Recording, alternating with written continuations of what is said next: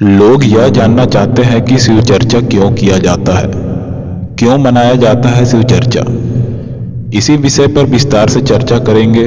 गुरु भैया श्री हरेंद्रानंद जी के अनुसार क्यों शिव चर्चा किया जाता है, इसको जानने का प्रयास करेंगे। अगर आप नए हैं इस चैनल पर तो हमारे चैनल को सब्सक्राइब जरूर करें।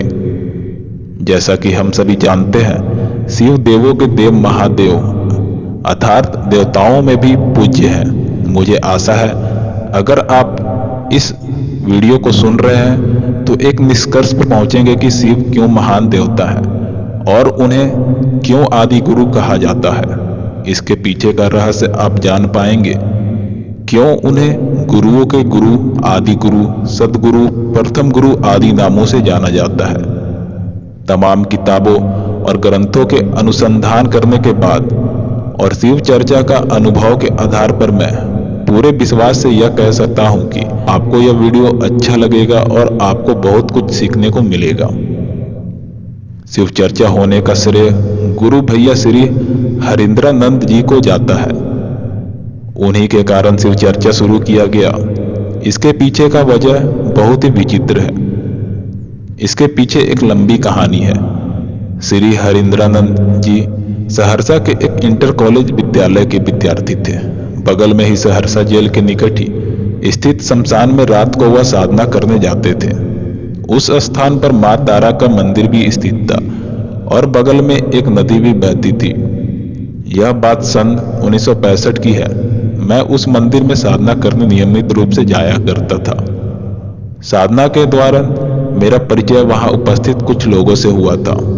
मेरी साधना जारी रही और सन 1974 में मैं भोजपुर जिले के आरा जिले में स्थित गंगा शमशान स्थान में मैंने भगवान शिव को गुरु के रूप में यानी शिव गुरु के रूप में स्वीकार किया।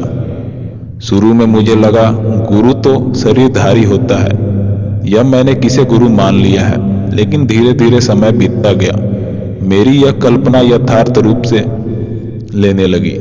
मैंने मात्र चमत्कार सीखने के लिए शिव को गुरु बनाया था और जब चमत्कारी घटना अपने आप घटित होने लगती है तो शिव चर्चा क्यों किया जाता है, यही से शुरू होता है।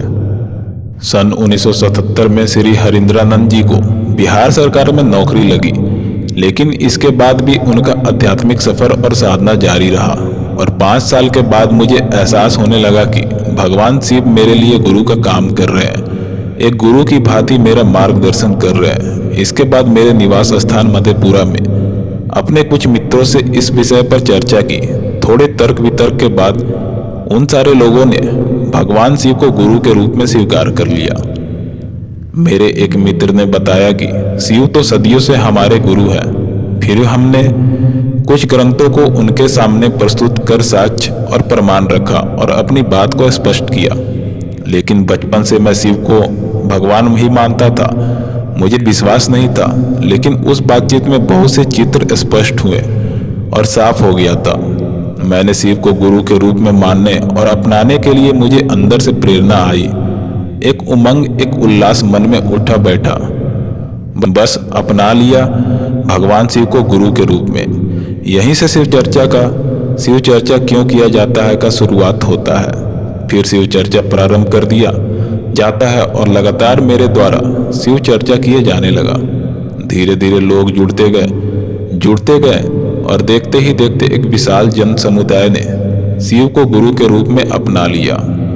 सन 1986 तक मेरे द्वारा शिव चर्चा किया जाता रहा। फिर लोगों इसमें भाग लेने लगे और मास्टर हो गए और अब वह भी शिव चर्चा खुद से करने लगे।